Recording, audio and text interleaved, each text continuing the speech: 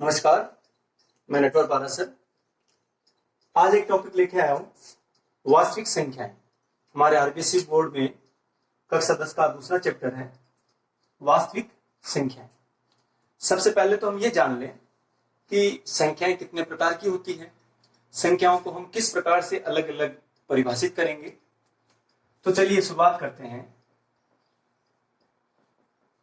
मुख्य रूप से जो संख्याएं हैं वो दो भागों में बांट सकते हैं हम। पहला भाग वास्तविक संख्या, जो कि हमारा आज का टॉपिक है, रियल नंबर्स। और दूसरा भाग इसका काल्पनिक संख्या। समस्त संख्याओं को हम दो भागों में बांट सकते हैं, वास्तविक संख्याएं रियल नंबर्स और काल्पनिक संख्याएं इमेजिनरी नंबर्स। अब वास्तविक संख्याएं क्या होती है? ऐसी संख्याएं या संख्याओं के ऐसे मान जिनको हम संख्या रेखा पर निरूपित कर सकते हैं, जिसमें हम परिमेय संख्याएं, अपरिमेय संख्याएं, पूर्ण, प्राकृत और पूर्णांक, इस प्रकार की समस्त संख्याओं को हम संख्या रेखा पर निरूपित कर पाएंगे। ऐसी संख्याएं वास्तविक संख्याएं कहलाती है। दूसरा भाग इसका काल्पनिक संख्या यानी इमेजिनरी नंबर। ये वो संख्या है, माना कि एक एग्जांपल लिया मैंने 4, ये एक वास्तविक संख्या है। लेकिन अगर इस वास्तविक संख्या को किसी काल्पनिक मान के साथ में गुणा कर दूं, काल्पनिक मान क्या होता है? अगर किसी ऋणात्मक संख्या का वर्गमूल निकालें -1 का अंडर रूट, तो इसको हम आयोटा के रूप में प्रदर्शित करते हैं। ये काल्पनिक संख्या है, ये काल्पनिक मान है। तो इस वास्तविक संख्या को काल्पनिक मान के साथ हम अगर गुणा कर दें तो ये जो संख्या आएगी वो वास्तविक नहीं है, वो काल्पनिक संख्या कहलाती है। तो अब इसके बारे में हम डिटेल से चर्चा 11वीं क्लास में आगे चल के करेंगे, जब हमारे टॉपिक आएगा सम्मिश्र संख्याओं का। अभी के लिए सम्मिश्र संख्याएं, जिसमें दो भाग होते हैं। एक भाग वास्तविक भाग होता है, दूसरा भाग है वो काल्पनिक भाग होता है। वास्तविक भाग में वास्तविक संख्याएं होती है और काल्पनिक भाग में किसी प्रकार की काल्पनिक संख्याएं होती है। तो ये दोनों मिलकर, वास्तविक संख्या और काल्पनिक संख्या, ये दोनों मिलकर के जो भाग बनाता है उसे सम्मिश्र संख्या कहते हैं। और अगर हम इस सम्मिश्र संख्या में जो ये वास्तविक भाग है, इस भाग में अगर हम शून्य कर दें वास्तविक, तो केवल कौन सा भाग रह जाएगा? काल्पनिक। तो ये हमारी कहलाएगी काल्पनिक संख्या। और जो हमारा, जैसा कि मैंने बताया, वास्तविक संख्या को पुनः हम दो अलग अलग भागों में बांट सकते हैं मुख्य रूप से, जिसका पहला भाग हमारा होगा परिमेय संख्या और दूसरा भाग होगा अपरिमेय संख्या। परिमेय संख्या और अपरिमेय संख्या। अब पुनः हम एक परिभाषा के माध्यम से दोनों के बीच में अंतर जानेंगे कि ऐसी संख्या जिसको P/Q के रूप में लिखा जा सके, ऐसी संख्या जिसको P/Q के रूप में लिखा जा सके, जहां P व Q पूर्णांक हो तथा Q का मान शून्य ना हो। P और Q पूर्णांक हो और Q का मान शून्य ना हो। अगर हर में शून्य आता है तो वो अपरिभाषित हो जाएगा। इसलिए P व Q पूर्णांक और Q का मान शून्य नहीं हो, इस परिभाषा को संतुष्ट करने वाली सारी संख्याएं हैं वो परिमेय संख्याएं कहलाएगी। और जो संख्याएं परिमेय नहीं है या इस प्रतिबंध को संतुष्ट नहीं करती हैं, उनको अपरिमेय संख्या कहते हैं। अपरिमेय संख्याओं में हम उदाहरण 2, √2, √3, या हम जिसे पाई, जिसका मान लगभग 22/7 या लगभग 3.14, पाई जिसे हम कह सकते हैं वृत्त की परिधि और उसके व्यास का जो अनुपात है वो पाई कहलाता है। तो ये जो संख्याएं हैं ये अपरिमेय कहलाएगी।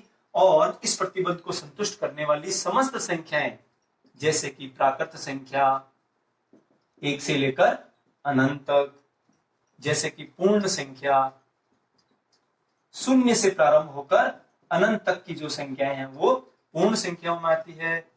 जैसे कि पूर्णांक संख्या, जिस संख्याओं के समुच्चय में 1 से लेकर अनंत तक धनात्मक और -1 -2 ऋणात्मक अनंत तक की संख्याएं शामिल हो वे पूर्णांक कहलाती हैं, इंटीजर जिन्हें बोलते हैं। और इसी प्रकार से हम और आगे भी इसको सम संख्याएं, विषम संख्याएं, भाज्य संख्याएं, अभाज्य संख्याएं, सह अभाज्य संख्याएं, इस प्रकार से हम और भी इनको वर्गीकृत कर सकते हैं। तो ये समस्त भाग यानी कि इस आज के हमारे टॉपिक वास्तविक संख्याओं में हम परिमेय और अपरिमेय संख्याओं के बारे में तथा इन संख्याओं पर जो विभिन्न प्रकार की संक्रियाएं होती है उनके बारे में हम अध्ययन करने वाले हैं। हम सभी जानते हैं एक मैथमेटिशियन, हमारे गणितज्ञ जिनका नाम यूक्लिड है, उन्होंने एक थ्योरम दी है यूक्लिड विभाजन प्रमेय का। यूक्लिड विभाजन प्रमेय का क्या होती है ये थ्योरम कि ए व बी कोई दो धनात्मक पूर्णांक है, ए व बी कोई दो धनात्मक पूर्णांक है जिनके मध्य में Q तथा R भी धनात्मक संख्याएं हैं। ये इस प्रकार से व्यवस्थित होती है, इस प्रकार से अवस्थित होती है कि वो एक प्रतिबंध को संतुष्ट करती है जिसे कहते हैं A बराबर BQ प्लस R।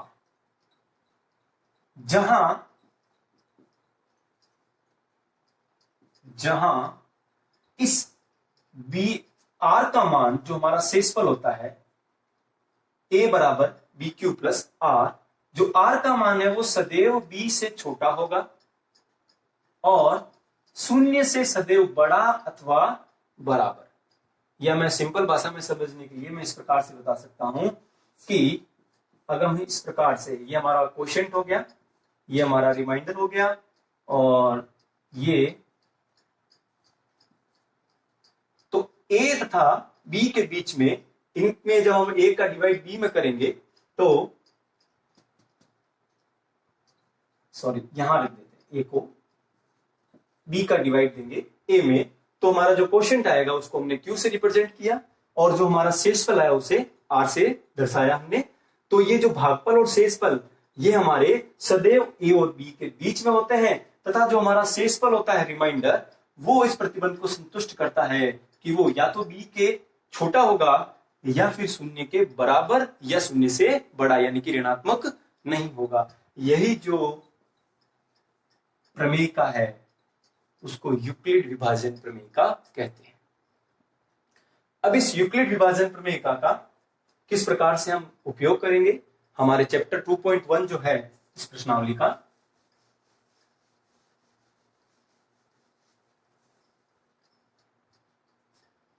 हमारा पहला प्रश्न है इस चैप्टर का 2.1 एक्सरसाइज,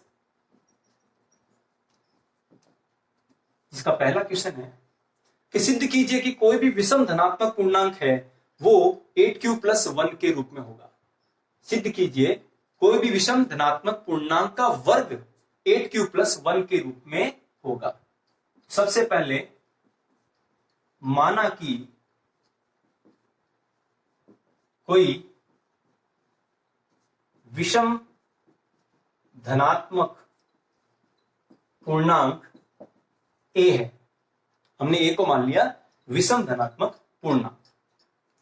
अब हम जानते हैं कि अगर वो धनात्मक पूर्णांक विषम है तो उसको हम 4m प्लस 1 या 4m प्लस 3 के रूप में लिख सकते हैं।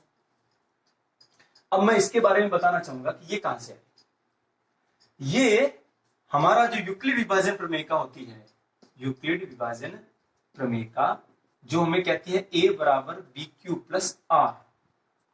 यहां हमने B का मान 4 लिया है, मान लीजिए B का मान हमने 4 लिया है। तो जैसे कि हमारी थ्योरम कहती है कि ये जो R होता है वो सदैव B से छोटा और शून्य के बराबर अथवा बड़ा। तो इस B का मान हमने अगर 4 लिया है तो R की जो स्थितियां हैं वो R बराबर 0 हो सकता है, 1 हो सकता है, 2 हो सकता है और 3 हो सकता है। तो हमारे सामने शेषफल 4 स्थिति में आ सकते हैं, 0, 1, 2, 3। अब हमने इन दो का चयन क्यों किया? क्योंकि हम जानते हैं कि 4m प्लस अगर हमने शून्य लिया तो वो सम धनात्मक पूर्णांक होगा, 4m प्लस 1 है वो विषम धनात्मक पूर्णांक होगा। अगर हमने 4m प्लस शेषफल 2 ले लिया तो वो सम धनात्मक पूर्णांक होगा, और 3 जो होगा वो क्या होगा? विषम धनात्मक पूर्णांक। इसके बारे में और डिटेल से जब हम तीसरा प्रश्न करेंगे तो और क्लियर हो जाएगा। तो हमने कोई ए को विषम धनात्मक पूर्णांक माना, और हम जानते हैं विषम धनात्मक पूर्णांक 4m प्लस 1 और 4m प्लस 3 के रूप में लिखा जा सकता है। अब हमारी यूक्लिड विभाजन प्रमेय का a बराबर bq प्लस r, अतः हमारा a का मान 4m प्लस 1 भी हो सकता है और a का मान 4m प्लस 3 भी हो सकता है। अब प्रश्न है कि विषम धनात्मक पूर्णांक का वर्ग, तो हमें दोनों का वर्ग करना पड़ेगा। दोनों पक्षों में वर्ग करने पर स्क्वायरिंग बोथ साइड, तो a का स्क्वायर और इधर 4m प्लस 1 का होल स्क्वायर। हम जानते हैं यहां पे हमारी बीजगणितीय सर्वसमीका a प्लस b का होल स्क्वायर बराबर a square plus 2ab plus b square, यहां पे हम लगानी पड़ेगी। तो हम चाहेंगे a स्क्वायर बराबर यहां 4m whole square plus 2, a की जगह पे 4m प्लस इंटू b की जगह 1 प्लस b स्क्वायर 1 का स्क्वायर। उसके बाद a square equal to 4m का स्क्वायर करेंगे तो 4 का स्क्वायर 16m स्क्वायर, इनको गुणा कीजिए 4 दूनी 8m प्लस 1 का वर्ग 1। यहां हम देखेंगे इन दोनों पदों में जो कॉमन आ रहा है 8m, तो यहां से 8 का डिवाइड किया 16 में 2 बार और m कॉमन आ गया, प्लस यहां पे आ गया 8m का भाग 8m में 1 बार प्लस 1।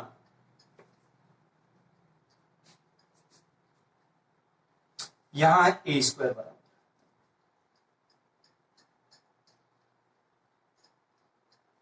यहां पे आप केवल m कॉमन ले तो ज्यादा अच्छा है, क्योंकि हमें जो हमारा आंसर है वो 8q प्लस 1 के रूप में लाना है, यानी कि जो गुणांक है वो केवल 8 हो। अतः हम यहाँ पे केवल 8 कॉमन लेंगे, तो 8 कॉमन लेने से हमारे सामने 2m स्क्वायर प्लस यहां बच जाएगा केवल m। अब चूंकि m जो है वो एक धनात्मक पूर्णांक था, तो 8 इस 2m स्क्वायर प्लस m की जगह हम रखेंगे q प्लस 1। हम यहां लिख सकते हैं जहां q बराबर 2m स्क्वायर प्लस m। क्योंकि m को हमने धनात्मक पूर्णांक लिया था, तो धनात्मक पूर्णांक का वर्ग करें या ये जो पद आया है इसका मान भी एक धनात्मक पूर्णांक ही आएगा, और ये जो q है वो क्या है? एक धनात्मक पूर्णांक ही है। अतः हमने सिद्ध कर दिया किसी भी धनात्मक विषम धनात्मक पूर्णांक का जो वर्ग होगा वो 8q प्लस 1 के रूप में होता है। अब इसका दूसरा पद ये है, इसको भी फिर उसी प्रोसेस से हमें इस धनात्मक पूर्णांक का वर्ग करना है, तो दोनों पक्षों में वर्ग करने पर a का वर्ग a स्क्वायर और इधर दूसरा राइट हैंड साइड वाला जो पद है इस पूरे का whole square. a square equal to फिर से वही हमारी सर्वसमीका a square plus 2ab plus b square यहां पे लगा दें, तो हम पाएंगे a की जगह पर ये पद है वो है 4m a square plus 2 a की जगह पे 4m इंटू b की जगह पे 3 प्लस b स्क्वायर की जगह पे 3 का स्क्वायर। यहां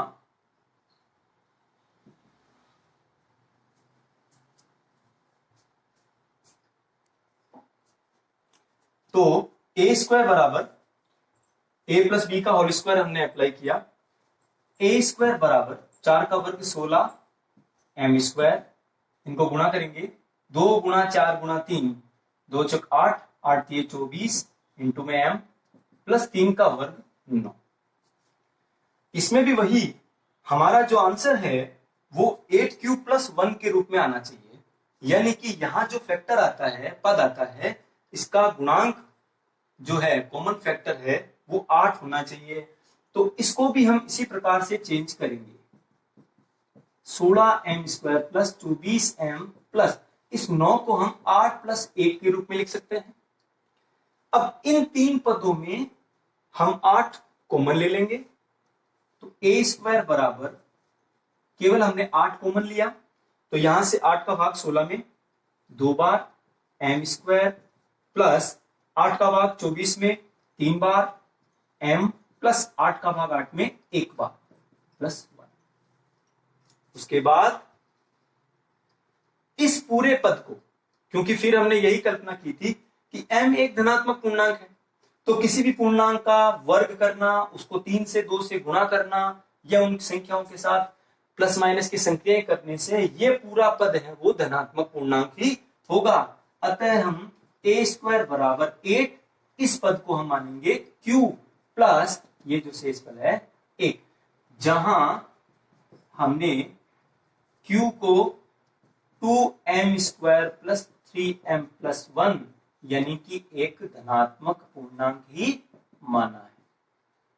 तो इस प्रकार से हमने सिद्ध किया कि किसी भी धनात्मक पूर्णांक विषम पूर्णांक जो है उसका वर्ग 8 क्यूब प्लस 1 के रूप में ही आता है। अब हमारा ठीक इसी से मिलता जुलता ही अगला क्वेश्चन है, किसी भी धनात्मक पूर्णांक का जो घन होता है, अभी हमने वर्ग पे चर्चा की थी, किसी भी धनात्मक पूर्णांक का जो घन होता है वो 9q प्लस 1 या 9q प्लस 8 के रूप में होता है। धनात्मक पूर्णांक का घन, यह हमें सिद्ध करना है। तो ठीक इसी प्रकार से जैसे हमने पिछले क्वेश्चन में किया था कि हमें सबसे पहले यूक्लिड विभाजन प्रमेय का उपयोग करना है। यूक्लिड विभाजन प्रमेय का हम जानते हैं a बराबर बी क्यूब प्लस आर, जहां r का मान सदैव b से छोटा और 0 से बड़ा तथा बराबर होता है। तो यहां माना कि हमारा जो धनात्मक पूर्णांक है a है और b जो है, b का मान हम 9 करेंगे कल्पना में, b का मान 3 ले लीजिए, b का मान हम 3 मानेंगे। अब b अगर हमने 3 माना तो इस शेषफल की क्या क्या स्थिति होगी? अगर हमने b का मान 3 लिया है तो शेषफल सदैव b से छोटा, 3 से छोटा और 0 से बड़ा तथा बराबर होगा। इसका मतलब हम कह सकते हैं शेषफल का मान 0 के बराबर हो सकता है, 0 से बड़ा होगा और 3 से छोटा यानी कि 3 नहीं हो सकता। तो हमारे पास शेषफल की 3 स्थितियां आएगी, r का मान 0 हो सकता है, 1 हो सकता है और 2 हो सकता है शेषफल। तो लेते हैं हम हमारा जो पहला धनात्मक पूर्णांक a बराबर b का मान हमने 3 लिया है, तो यहां पर 3q प्लस यहां पर हमें, क्योंकि सिद्ध करने में यहां पे हमें q चाहिए, इसलिए इस पद में हम यहां m मान लें तो ज्यादा बेटर रहेगा। तो 3m प्लस इसके शेष पर 0 हो सकता है, a बराबर 3m प्लस शेष पर 1 हो सकता है और a बराबर 3m प्लस 2 भी हो सकता है। हमारे पास 3 स्थितियां आ गई, शेष पर 0 1 2, तो शेष पर 0 1 और 2। ये कब? जब हमने b का मान 3 लिया है। अब चूंकि अपने को प्रश्न में दिया गया है धनात्मक पूर्णांक का घन, अतः हमें दोनों पक्षों में घन करना पड़ेगा। दोनों पक्षों में घन करने पर तो a का घन a क्यूब और इधर 3m प्लस शून्य है, शून्य लिखने की आवश्यकता नहीं, और उसके पूरे का घन लगा दिया तो हमें क्या प्राप्त हुआ, a क्यूब बराबर 3 का घन हो गया आपके 27, 3 इंटू 3 इंटू 3, और m का घन हो गया m क्यूब, और इसको हम 9 कॉमन ले सकते हैं क्योंकि हमें सिद्ध करने में यहां 9 गुणा में चाहिए, उभयनिष्ठ गुणनफल चाहिए, तो 9 हमने कॉमन लिया तो 9 का डिवाइड इसमें 27 में 3 बार और m क्यूब। चूंकि m एक धनात्मक पूर्णांक है हम यहां लिख सकते हैं m क्या है, धनात्मक पूर्णांक। हम यूक्लिड विभाजन की प्रमेय की परिभाषा से हम जानते हैं कि यहाँ a, b, m और r ये जो चारों नंबर हैं वो धनात्मक पूर्णांक ही है। तो धनात्मक पूर्णांक का हम विभिन्न प्रकार की संक्रियाएं कर दें, चाहे उनका क्यूब कर दें, उनके गुणा में 3 लगाएं, तो हमें ये जो पद आएगा वो धनात्मक पूर्णांक ही आएगा। तो अतः a क्यूब बराबर 9, और इस पूरे पद की जगह हम रख देंगे क्यूब। तो हम यहां लिख सकते हैं जहां क्यूब क्या है, एक धनात्मक पूर्णांक ही है, धनात्मक पूर्णांक है, और क्यूब का मान 3m क्यूब है। तो हमारा ये पहला पद सिद्ध हो गया। ठीक इसी प्रकार से इस पद में भी हमें दोनों पक्षों में घन लगाना है ताकि ये हमारा पद आ सके, सिद्ध हो सके। तो पुनः दोनों पक्षों में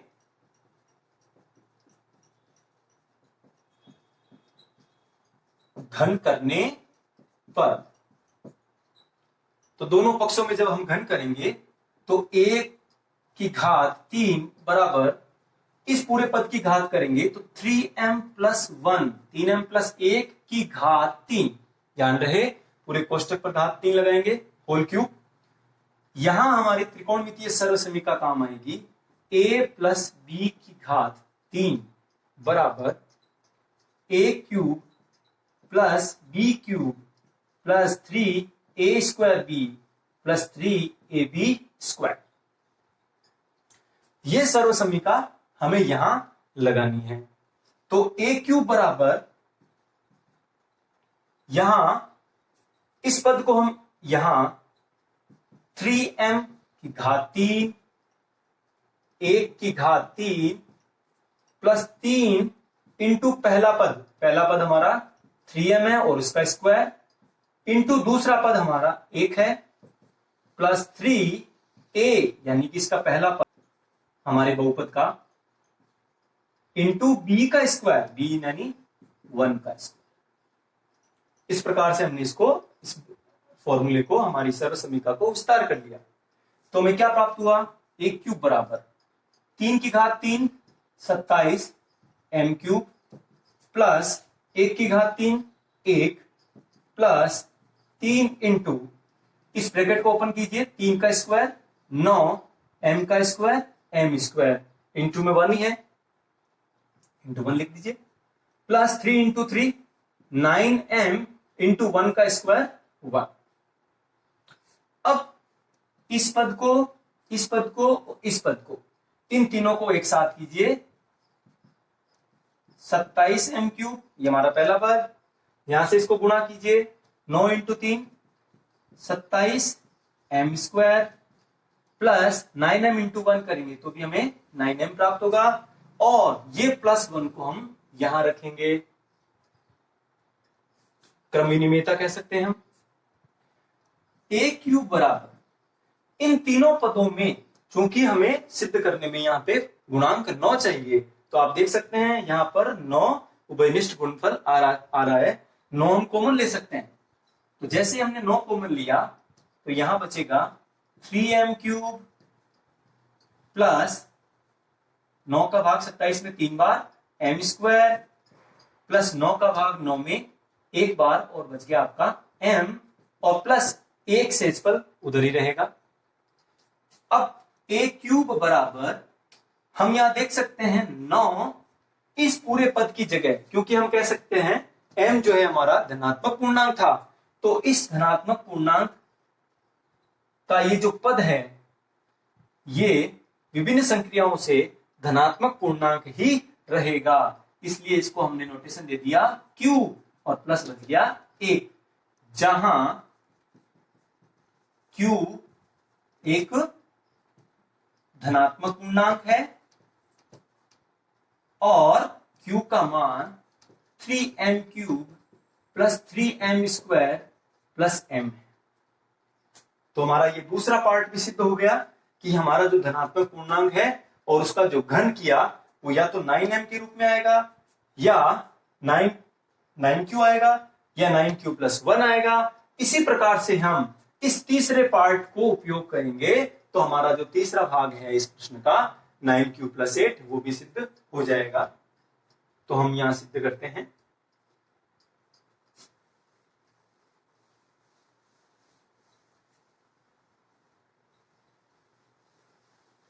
ये हमारा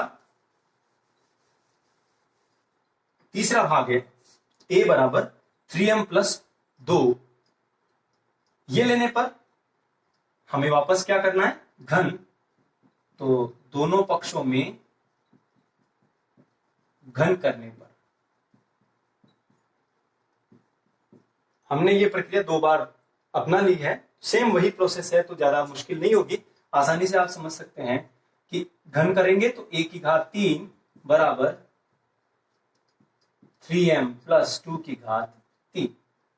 फिर वही सर्वसमीका a प्लस बी का होल क्यूब बराबर a क्यूब, लिख देता हूं मैं a प्लस बी का होल क्यूब बराबर, यहां आप a प्लस बी लिख सकते हैं, x प्लस वाई लिख सकते हैं, किसी भी प्रकार का नोटेशन ले सकते हैं, चर अलग अलग ले सकते हैं। x प्लस वाई का होल क्यूब करेंगे तो हमें प्राप्त होता है X cube plus Y cube plus 3x square Y plus 3x Y square. ये मैंने पहले a और b के रूप में लिखा, चाहे वो a व b के रूप में लिखे सर्वसमीका या x प्लस वाई के रूप में, कोई फर्क नहीं पड़ता। बस इतना है क्योंकि हमारा यहाँ पे a आया हुआ है तो ज्यादा अच्छा होगा कि हम यहाँ पे चर दूसरा लें, x वाई के रूप में ले लिया।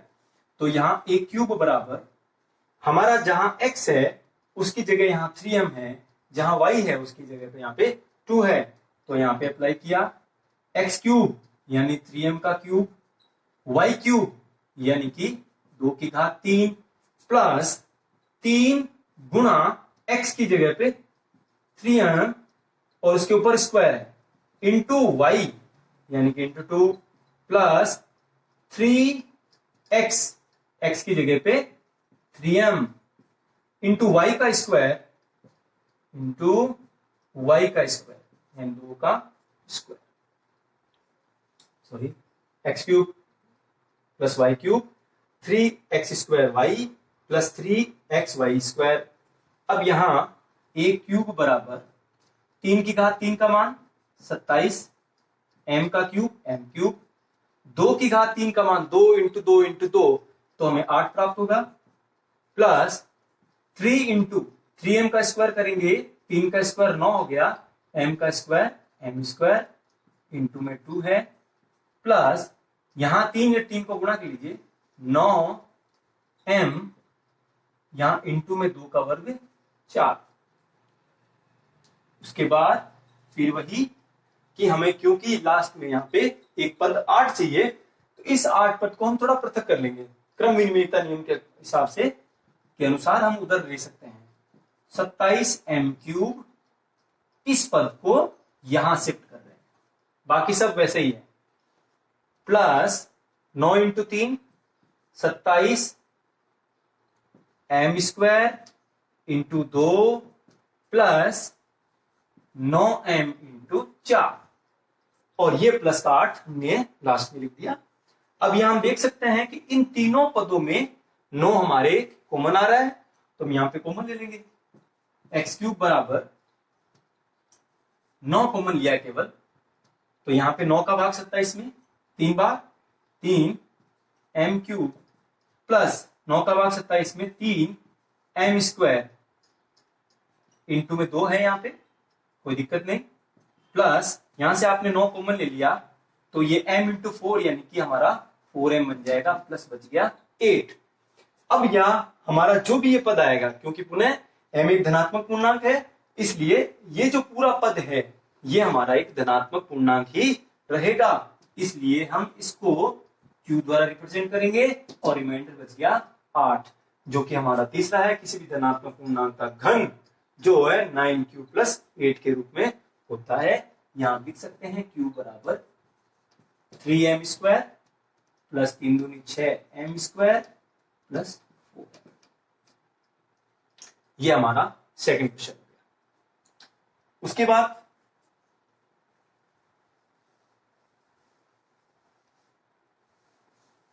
हमारा तीसरा क्वेश्चन है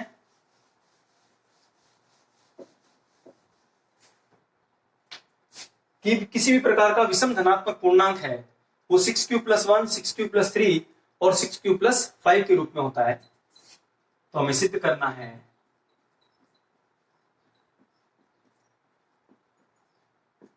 क्या सिद्ध करना है कि जो हमारे विषम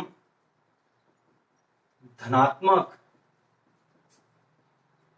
पूर्णांक 6q plus 1, 6q plus 3 and 6q plus 5 के रूप में होता है। ये पिछले दोनों प्रश्न है उसी से बिल्कुल मिलता जुलता है। हम यूक्लिड विभाजन प्रमेय का प्रयोग करेंगे। विभाजन प्रमेय का जो कहती है a बराबर बी क्यू प्लस आर, जहां r का मान सदैव b से छोटा होता है और 0 से बड़ा होता है। यहां पर हम b का मान 6 ले लें। b का मान कितना कंसीडर किया? 6। तो b का मान अगर हमने 6 लिया है तो शेषफल की यानी r की क्या स्थितियां होगी? r का मान 0 के बराबर हो सकता है, 0 से बड़ा होगा, लेकिन b यानी कि 6 से छोटा, यानी 1, 2, 3, 4 और 5। ये हमारे सामने स्थितियां निकल के आएगी। तो हमारा जो धनात्मक पूर्णांक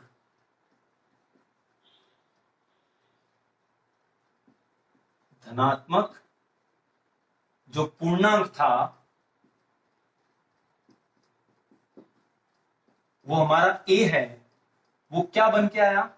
तो a का मान 6q प्लस 0 हो सकता है, a का मान 6q प्लस 1 हो सकता है, क्योंकि b का मान हमने 6 लिया हुआ है। a का मान 6q प्लस 2 हो सकता है, a का मान 6q प्लस 3 हो सकता है, a का मान 6q प्लस 4 हो सकता है और a का मान 6q प्लस 5 हो सकता है। इस प्रकार से हमने 6 स्थितियों को लिख लिया है। अब इन 3 स्थितियों में हम एक चीज देखेंगे, क्योंकि हमें सिद्ध करना है विषम धनात्मक पूर्णांक, और हमारी किसी भी संख्या विषम होने के लिए क्या प्रतिबंध होता है? जिस संख्या में एक गुणनखंड 2 होता है या 2 का भाग पूरा पूरा जाता है वह सम होती है, और जिसमें उभयनिष्ठ गुणनखंड 2 नहीं होता है वह विषम धनात्मक पूर्णांक होता है। तो यहां हम देखेंगे कि a बराबर, इसमें 2 एक उभयनिष्ठ गुणनखंड है, 2 का भाग 6 में 3q प्लस 0 का कोई यहां पे सेंस नहीं। यहां भी देखेंगे आप, यहां पर भी आप 2 कॉमन ले सकते हैं, तो 2 का भाग 6 में 3q प्लस 2 का भाग 2 में एक बार। यहां a बराबर, यहां पर भी आप 2 कॉमन ले सकते हैं, तो 2 का भाग 6 में 3q प्लस 2 का भाग 4 में 2 बार। तो इन स्थितियों में देखते हैं कि तीनों में, इन तीनों पदों में 6q प्लस 0, 6q प्लस 2 और 6q प्लस 4, इन तीनों पदों में 2 कॉमन आ गया। तो 2 कॉमन आ गया तो हम ये लिख सकते हैं इन तीनों पदों में 2 जो है उभयनिष्ठ गुणनखंड है, अतः ये जो तीनों संख्याएं हैं वे सम धनात्मक पूर्णांक होगी। और इन तीनों स्थितियों में आप देख लीजिए, इन तीनों में कहीं भी 2 उभयनिष्ठ गुणनखंड नहीं हो सकता। तो हम यहां पे लिख सकते हैं इन तीनों स्थितियों के लिए, इन 3 पदों में 2 उभयनिष्ठ गुणनखंड खंड नहीं है। और जब दो उभयनिष्ठ गुणनखंड नहीं होता है तो निश्चित रूप से ये जो संख्याएं हैं ये क्या हो गई, विषम धनात्मक पूर्णांक। ये जो संख्याएं हैं वो विषम धनात्मक पूर्णांक। अब हमारा चौथा जो क्वेश्चन है एक्सरसाइज 2.1 का, यूक्लिड विभाजन प्रमेय के द्वारा हमें एचसीएफ निकालना है, मैसेप है। तो हमारा जो पहला क्वेश्चन है फोर्थ का पहला, एचसीएफ आपको निकालना है 210 और 55।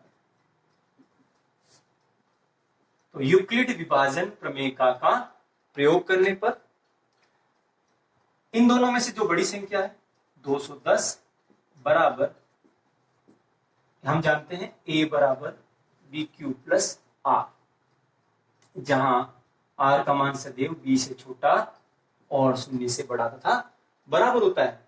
तो अब हमें 55 का डिवाइड करना है 210 में। इसको समझने के लिए हम ये भी लिख सकते हैं, लंबी विभाजन प्रक्रिया द्वारा हमने छोटी कक्षाओं में मैसेप निकाला था। तो 55 का डिवाइड इसमें 3 बार गया, 165 बाकी निकालते हैं तो यहां बच जाएगा 45। तो इन दोनों में से जो बड़ी संख्या है 210, उसमें हमने 55 का डिवाइड किया 3 बार।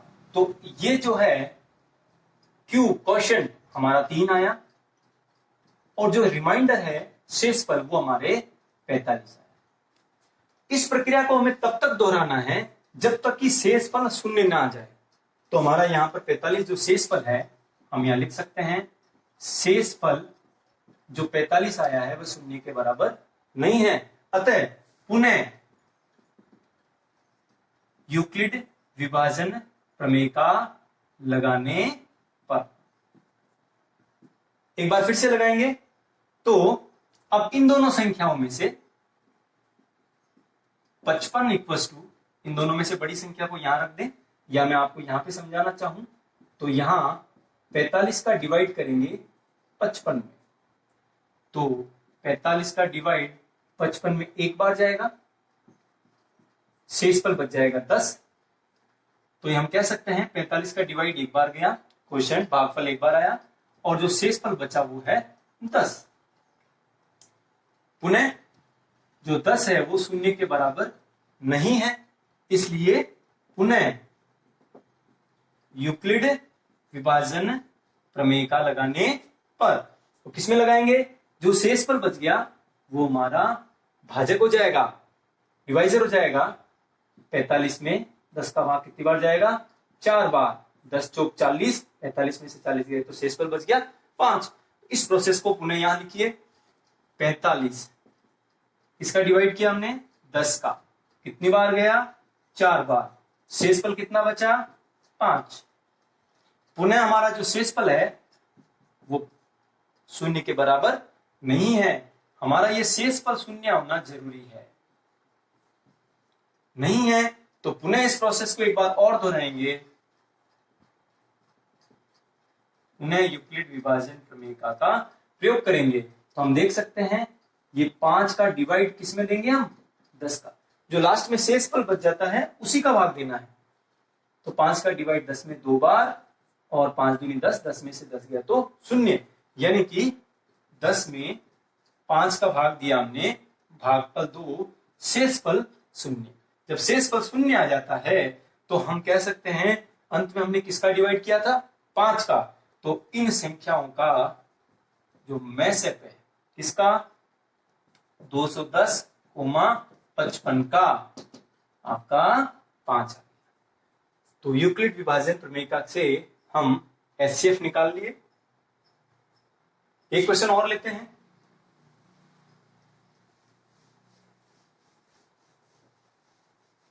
इसका एक और ले लीजिए, फोर्थ क्वेश्चन लेंगे जो ये कहता है 135 और 255 का एचसीएफ निकालना है। तो वही प्रक्रिया हमारे पास कि 255, यहां पे मैं बता सकता हूं आपको, 255 हमारा भाज्य बन जाएगा। 135 का हमको उसमें भाग देना है, भाजक। तो ये भाग एक बार जाएगा, 135 को 1 से गुणा किया तो 135, 5 में से 5 गया 0, 2 और 1, यानी 255 में हमने 135 का भाग एक बार गया, शेष पर 120। फिर वापस से यही प्रक्रिया दोहरानी है अपने को पुनः, क्योंकि ये जो शेषफल है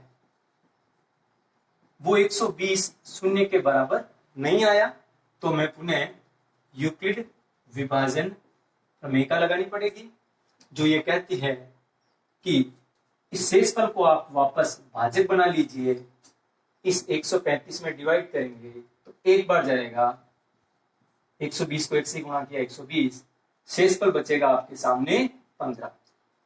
तो इस प्रोसेस को यहां लिखिए थ्योरम के रूप में, 135 बराबर 120 का भाग हमने भागफल 1 आया और शेषफल 15। अब पुनः शेषफल हमारा 0, शेषफल 15 आया है, 0 के बराबर नहीं है, तो पुनः हम शेष ये यूक्लिड विभाजन प्रमेय का लगाएंगे। तो यहां फिर 15 का डिवाइड 120 में 8 बार, 15 8 जा 120, शेषफल आ गया 0। तो यहां हम लिख सकते हैं 120 में 15 का भाग 8 बार गया तब शेषफल 0। जब शेषफल 0 आ जाता है तो हमारा में से भी प्राप्त हो गया, किसका, 135 को मान 255 का आंसर प्राप्त हुआ आपको 15। इस प्रश्नावली का एक अंतिम क्वेश्चन,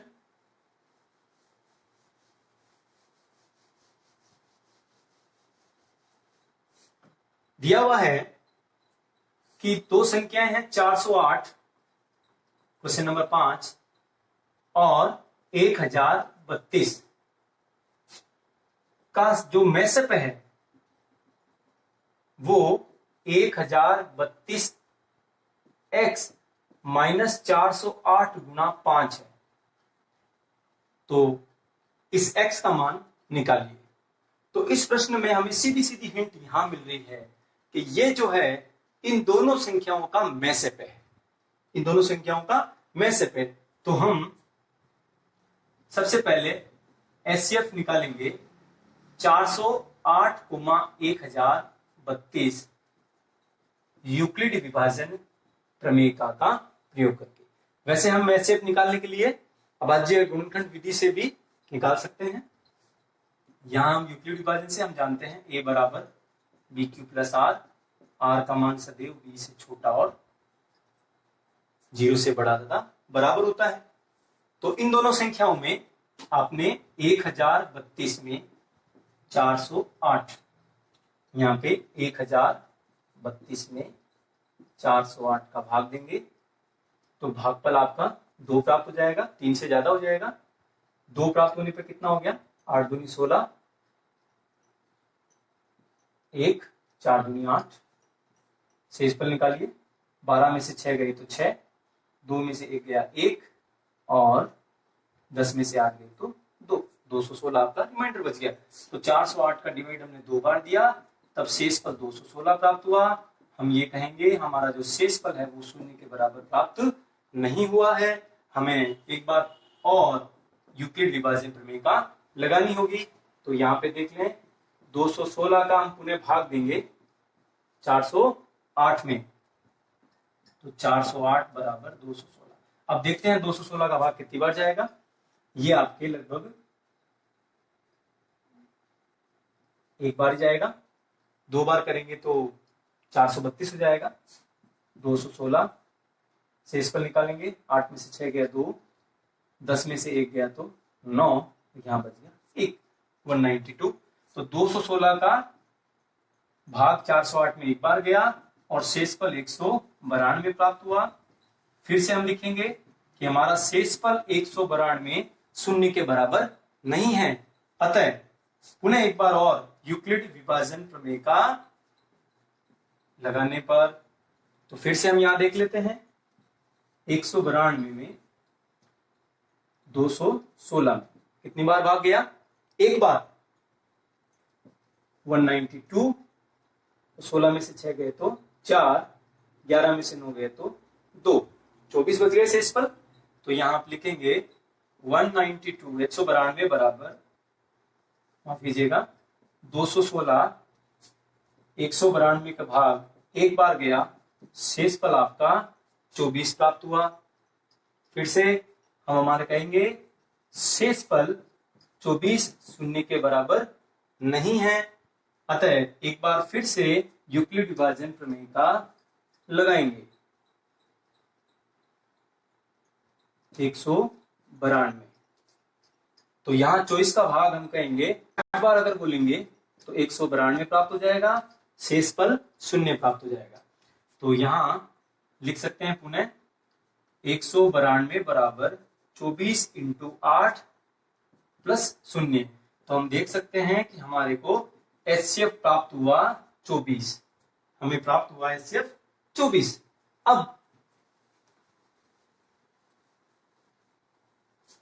अब उसने ये कहा है कि इन दोनों संख्याओं का जो हमें HCF प्राप्त हुआ वो HCF इसके बराबर है। तो हम यहां पे इसको ऐसे लिखेंगे 1032x माइनस 408 इंटू 5, यह भी हमारा HCF है और हमने HCF प्राप्त किया है 24। तो बराबर में आप यहां पे लिख दीजिए 24, दोनों को बराबर कर दिया। 1032x माइनस, पहले इनको गुणा कर लीजिए, 8 पंजे 40, 4 और 5 20 बराबर 24। 1032x, x को हमें पृथक करना है तो संख्या को हम उधर भेजेंगे, तो 2040 माइनस का उधर जाएगा तो प्लस हो जाएगा। 1032x बराबर, अब इनको जोड़ लीजिए, इकाई का अंक 4, दहाई का अंक 6, 0, 2। हमें किसका मान निकालना है? x का। x बराबर 2064, 1000 जो 32 गुणा में है वो संख्या चली जाएगी भाग में, और हम देख सकते हैं कि इसका भाग 1032 को डबल करने पर 2064 प्राप्त होता है। तो हमें x का मान प्राप्त हो गया 2। फिर अगले वीडियो में मैं 2.2 एक्सरसाइज और इसके कुछ उदाहरण लेके आऊंगा। तब तक के लिए सुरक्षित रहिए, सेफ रहिए, घर पे रहिए और वीडियो को लाइक करें, शेयर करें और नोटिफिकेशन बटन जरूर दबा दें ताकि आने वाली वीडियो के बारे में आपको इन्फॉर्मेशन मिल सके। Thank you so much.